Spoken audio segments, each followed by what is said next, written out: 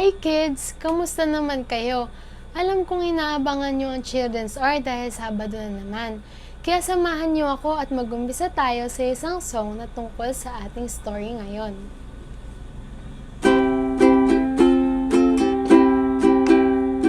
There was a shepherd with his sheep and David was his name. Oh, D-A-V-I-D, D-A-V-I-D, D-A-V-I-D, and David was his name. Oh.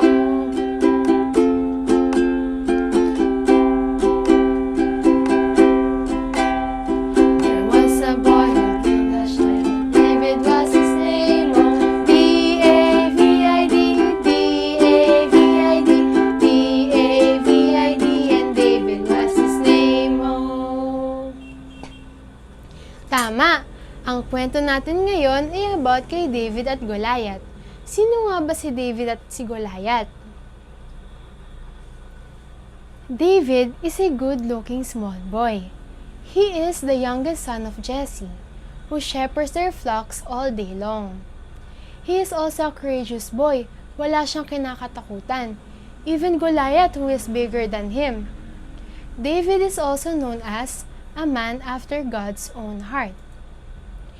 Goliath is often called as giant. Why?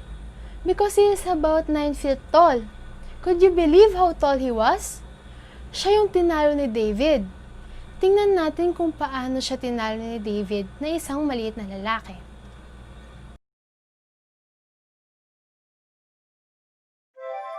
God's story, David and Goliath. So part of God's story is about the time David fought Goliath, and it begins like this. David was the youngest of 8 brothers. His job was being a shepherd, which meant he spent all day in a field watching sheep eat and roll around the grass. Meanwhile, some of his brothers were off with the Israeli army preparing for war against the Philistines. The Philistines were one of the toughest armies the people of Israel had to fight. So one day, David was taking food to his brothers because his dad asked him to. But when he got there, his brothers accused him of coming so he could watch the fight instead of the sheep. Since David knew in his heart he was just obeying his dad, he didn't mind being misunderstood. Anyway, while David was there, he saw a huge Philistine man, more than 9 feet tall, step onto the field between the two armies.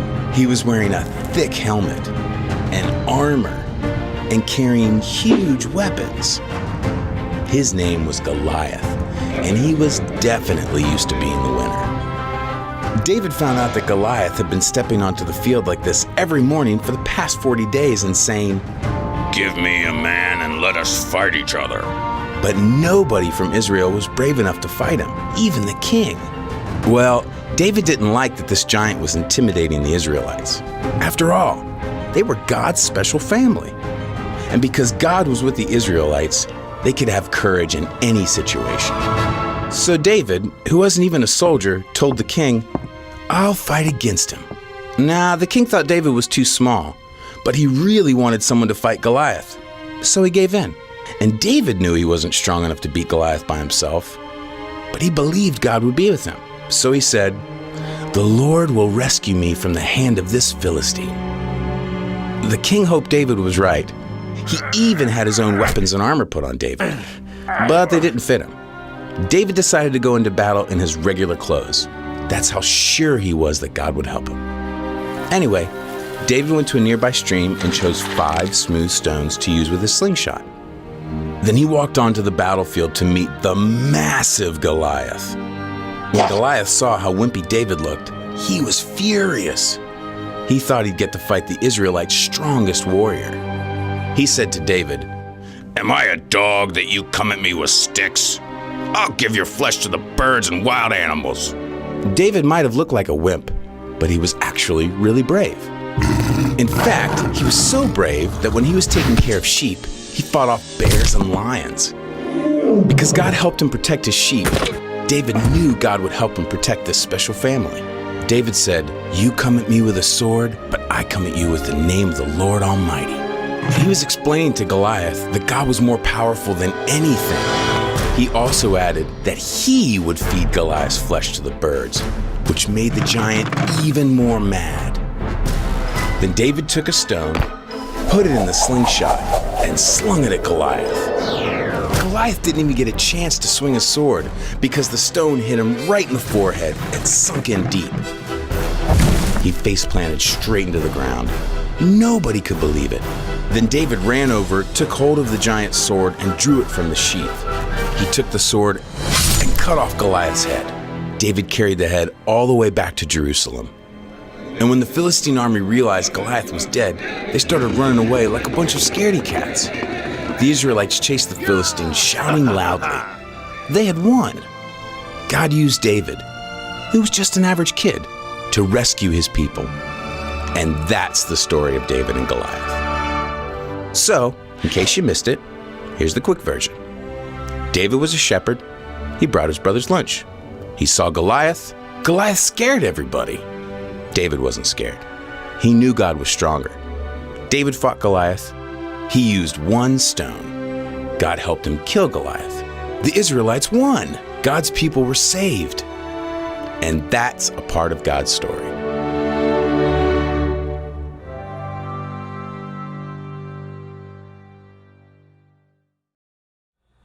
May tatlong lessons tayo na dapat tandaan. Ang una ay power from God. Yung power na nanggagaling kay God ay mas malakas kaysa sa sword. Ang pangalawa ay trust.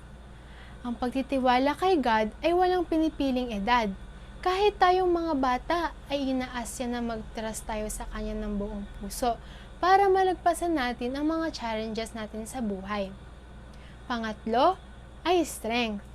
Gaya ng ginawa ni David, hindi siya nag-rely sa own strength niya, kundi hinayaan niya ang strength ni God ang maranasan niya para matalo si Goliath. Kaya, if you believe in God, He will be there for us when we need Him. And He will help you do things you usually aren't capable of doing. Kung tayo ay naniniwala kay God, lagi siyang nandyan kapag nangangailangan tayo ng tulong.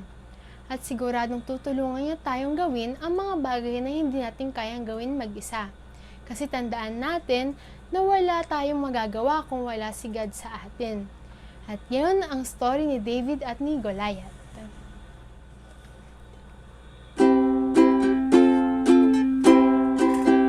There was a shepherd with his sheep, and David was his name.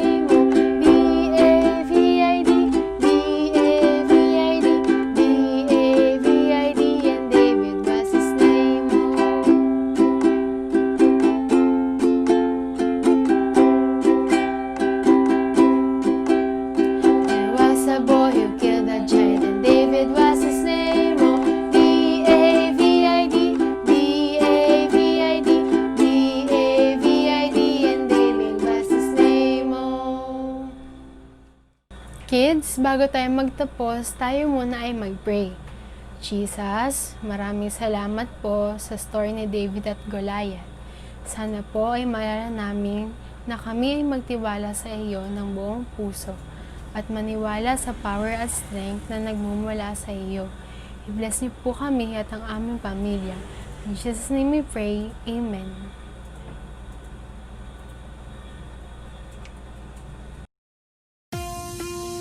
Come and join us tomorrow at 10 a.m. for our online Sunday worship service. Like us on Facebook.